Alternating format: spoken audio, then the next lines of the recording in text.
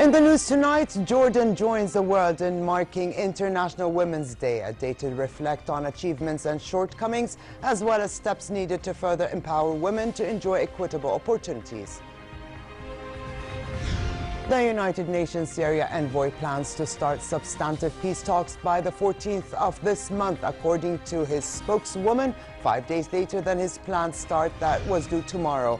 And the Tunisian Prime Minister says troops killed 36 terrorists in an attack on Daesh in the border town of Ben Qardan, captured 7 and also found a cache of weapons.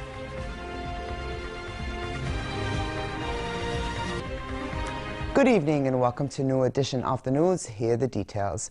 Women worldwide are celebrated today on International Women's Day. Originally named International Working Women's Day, the earliest Women's Day observance was held on February 28, 1909 in New York, organized by the Socialist Party of America in remembrance of the 1908 strike of the International Ladies' Garment Workers Union. In 1977, the United Nations General Assembly invited member states to proclaim March 8th as the UN Day for Women's Rights. Celebrations across the regions ranged from handing women the top positions, usually held by men, for the day, among other forms of appreciation, but generally love towards women is manifested in recognition of their economic, political and social achievements. For many, International Women's Day is a time to reflect on progress made, to call for change and to celebrate acts of courage and determination by ordinary women who have played an extraordinary role in the history of their countries and communities. On this occasion, Her Majesty Queen Rania met with over 100 Jordanian women and members of the local chapter of the International Women's Forum. While praising women's ability to maintain a healthy balance between their careers and motherhood, Queen Rania said Jordanian women's participation in society remains shy and stops short of meeting her aspirations. His Majesty the King, who shares her view, is a strong believer that capability is not defined by gender, Her Majesty added. Active roles for women are needed to develop an educated, progressive and prosperous society, Her Majesty noted, and if they may sometimes fail to confront their challenges, Her Majesty urged women not to lose confidence, saying failure can be an opportunity to learn and grow. Prime Minister Abdullah congratulated Jordanian women on the occasion and said the nation is proud of their achievements in the social, political and economic domains. In a statement, Mansour said, thanks to His Majesty's directives, women today enjoy full participation in various sectors and their rights are preserved as legislation continues to develop to accord them equitable opportunities. The Prime Minister also pledged his government's commitment to proceed with steps that further empower women and enable them to raise their participation in public service as key partners in the development process. Speaker of the lower house of Parliament, Atif Tarawni, addressed women on this occasion, saying a woman is a party expected to reshape her role and to offer possible solutions that could contribute increasing her share in society. Tarawni was speaking at a conference titled Giving Women Their Due Rights in Legislation and Public Policy. He said showing fairness to women and according them justice must not only be done through legislation, but also in the extent of their participation in public life, as well as through abolishing stereotypes and resisting male dominance. The United Nations Syria envoy Staffan de Mistura plans to start substantive peace talks by the 14th of this month, according to his spokeswoman. That is 5 days later than his planned start of March 9th, which is tomorrow. Speaking at a regular UN briefing, the spokeswoman, Jessie Shaheen, said the delay is for logistical reasons. Some logistical arrangements. Some participants will be arriving on the 12th, other on the 13th, other on the 14th, and so on. But the envoy will start substantive meetings with those who are in Geneva by latest the 14th of March in a staggered and proximity system of talks. So the invitations are still the same. We have not issued any new invitations. And as far as the parties invited are concerned, it's the government, the HNC, and individuals involved in the Cairo and Moscow meetings as per Security Council Resolution 2254. UN Secretary General Ban Ki-moon urged the Syrian government and opposition to show good faith at peace talks expected to start in Geneva in the coming days. The conflict is about to enter its 6th year, and the people of Syria need their country back, he added. At a joint news conference with German Chancellor Angela Merkel, Ban also commented on the European migrant crisis, saying he is concerned that some European countries are adopting measures to restrict the movement of refugees seeking protection. Merkel said countries needed to work with Greece to make the migrant route through the Balkans sustainable. In order to make the situation that we are facing on the Balkan route sustainable, we need to work with Greece, because they are the ones who really suffer. We need to secure the border with Macedonia and Albania from the Greek side. We need to make sure that better shelter is provided, and the EU-Turkey agenda must also be part of this, otherwise we will never achieve a sustainable situation in Greece. Rubber dinghies full of migrants continue to arrive off the coast of Lesbos, with Coast Guard officials identifying them as being from Iraq, Pakistan, Syria and Afghanistan. At least 723 migrants arrived in the early morning, and the numbers rose along the day as more were brought to shore in several large rubber crafts. Migrants have been hoping EU leaders would decide to open the tightly shut Macedonia-Greece border and let them through, but a meeting in Brussels saw European Union leaders welcoming an offer by Turkey to take back all migrants who cross into Europe from its soil. The United Nations Refugee Agency said the European Union's quick fix deal would contravene their right to protection under European and international law. Here's more on the deal. European Union leaders welcomed Turkey's offer to take back migrants who cross into Europe from its soil in exchange for more aid during a summit in Brussels on Monday. European Council President Donald Tusk. Firstly, I would like to announce the decision by the EU leaders to end the way-through approach, which means that the irregular flow of migrants along the Western Balkan route have now come to an end.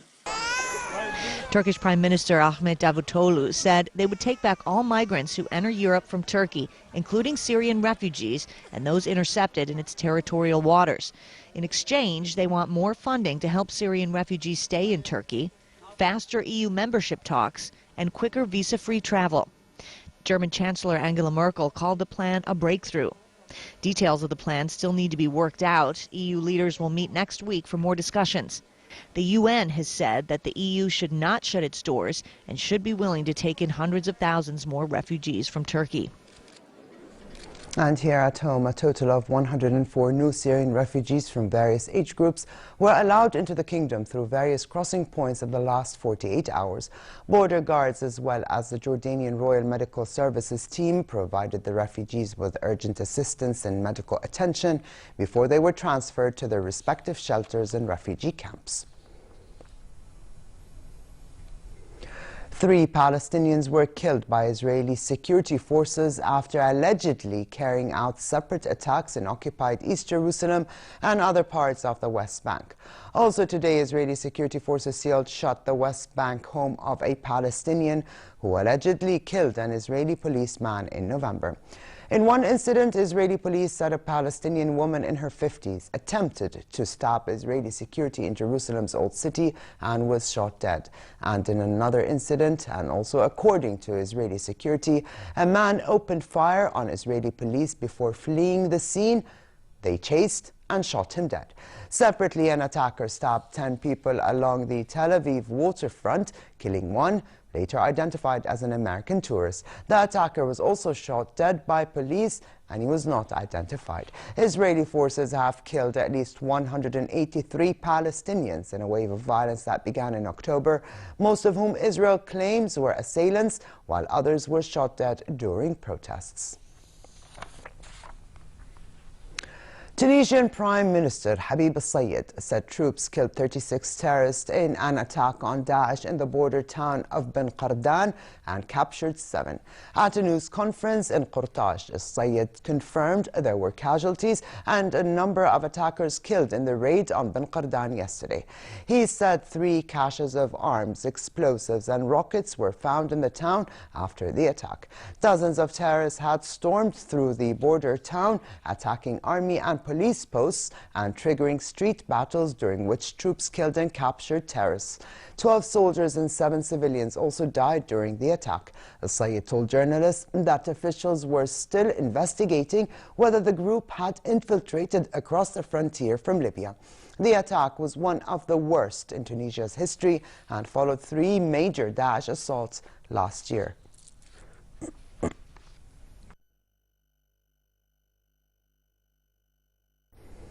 The United States will in coming weeks publicly release an assessment of combatant and non-combatant casualties from U.S. strikes outside areas of active hostilities since 2009.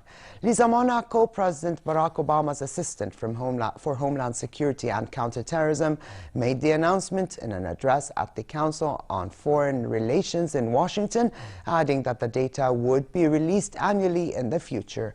She said, not only is greater transparency the right thing to do, it is the best way to maintain the legitimacy of our counterterrorism effort and the broad support of our allies. In financial news, Wall Street was lower today as oil prices tumbled and weak Chinese data rekindled fears of a global economic slowdown led by the world's second biggest economy. Oil prices fell nearly 3% in volatile trading. Oil has recovered from the 2016 low touched in January, but analysts said the recent rally was premature as prices would need to remain lower to help rebalance the market later in the year. The S&P energy sector led 9 of the 10 major S&P sectors lower, with a more than 3% decline. By early trading, the Dow Jones Industrial Average was down 0.76%, the S&P 500 was down 1.03%, and the Nasdaq Composite Index was down 1.03%. In the race to the U.S. presidential election, Michigan residents headed to the polls to cast their ballots in the state's presidential primary elections. There are 130 delegates in the Democratic race and 59 delegates on the Republican side. Michigan is considered the biggest prize of the day, with nominating contests also being held in Hawaii, Idaho, and Mississippi. Democratic presidential hopeful Hillary Clinton is expected to win over her rival Bernie Sanders. However, predictions for the Republican race are less clear, as candidates Donald Trump, Ted Cruz, and John Kasich have all been cited as potential winners, according to local media. To France and the Paris Fashion Week, Chanel invited its guests to an intimate Paris showroom for its latest catwalk show, where guests were all literally on the front row. Karl Lagerfeld sent his models down the catwalk ready for a world that is not that sweet, in black leather combat-style boots with hard and flattened bowler-shaped hats. High heels were nowhere to be seen. Hats were back. Padded boaters were everywhere in colors ranging from fuchsia to black in leather and tweed. The collection opened with a parade in pink, hot fuchsia and lavender, with Chanel's classic tweed suits renewed with deconstructed fringes and denim details. Models also wore long black leather gloves that zipped at the back. Away from the suits, the collection was not classic autumn-winter, with silky floral prints and layered peasant dresses topped with pearls.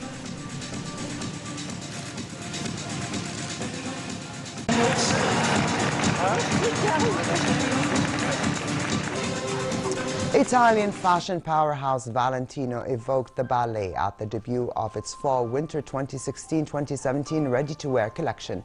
Pale pink was a staple color for the collection, as models sported long, free-flowing dresses, many with cinched waists. Models wore their hair in simple ballet buns, and accessories were simple, with some models wearing silver statement necklaces and others wearing dangling earrings. Fashion Week draws to a close tomorrow, with French icon Louis Vuitton to show as one of the last.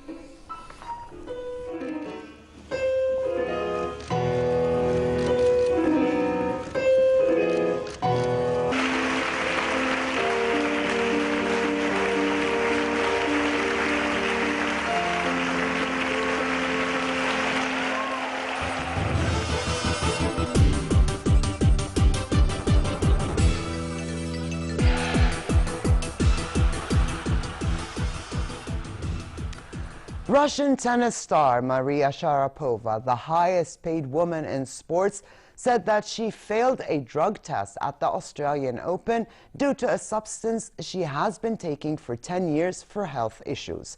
She tested positive for meldonium, which is used to treat diabetes, heart attacks, among other conditions, but some researchers have linked it to increased athletic performance and endurance. The 28-year-old five-time Grand Slam champion will be provisionally suspended starting on the 12th, said the International Tennis Federation. According to Forbes, she earned $29.5 million last year, mostly from endorsements. Swiss watchmaker Tag Heuer said it was severing ties with Sharapova, while sports firm Nike and German luxury car maker Porsche also said they were suspending their relationship with her. Evian Water, a longtime sponsor of Sharapova, said it was surprised by the tennis star failing a drug test, adding that it would monitor the developments. Sharapova is the 7th athlete this month to test positive for meldonium. I made a huge mistake, and I've let my fans down. I've let the sport down that I've been playing since the age of 4, that I love so deeply. I know that with this, I face consequences, and I don't want to end my career this way, and I really hope that I will be given another chance to play this game. And on International Women's Day, FIFA President Gianni Infantino agreed that gender equality needed to be a priority for his administration. Attending a women's football and leadership conference at FIFA headquarters in Zurich, Infantino said FIFA has the most unbelievable opportunity, and that is to change the culture of FIFA. Addressing the crowd, Infantino said what he wants for women is football is simply gender equality, the same enthusiasm, the same investment and the same caring as that exists for men in football. Instead of the motto "for the world," Infantino instead ended his speech with "for the game, for the girl, for the world." FIFA has passed a raft of reforms which include allocating at least 6 places on the new 36-member FIFA Council, which will replace the Executive Committee to women. And finally, moderate conditions continue in most regions for the rest of tonight, with partly cloudy skies and southeasterly light winds. Tomorrow, relatively warm conditions prevail across the kingdom, with temperatures remaining 7 to 9 degrees above seasonal average. A chance for light showers on the eastern region is expected, while winds will be southeasterly light to moderate. The Gulf of Aqaba should expect relatively hot conditions, with southerly moderate winds and slightly high seas. Here now is a look at temperatures forecast for tonight and tomorrow.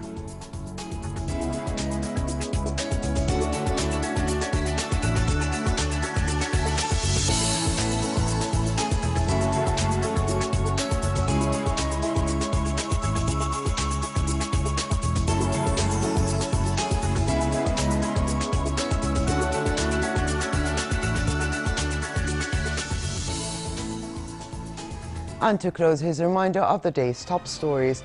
Jordan joins the world in marking International Women's Day, a day to reflect on achievements and shortcomings, as well as steps needed to further empower women to enjoy equitable opportunities. The United Nations Syria envoy Staffan de Mistura plans to start substantive peace talks by the 14th of this month, according to his spokeswoman, 5 days later than his planned start that was due tomorrow. And the Tunisian Prime Minister says troops killed 36 terrorists in an attack on Daesh in the border town of Ben Qardan, captured 7 and also found a cache of weapons. And with this, we come to the end of this edition of the news. I'm Ala Tuqan. Thank you for joining us and have a good night.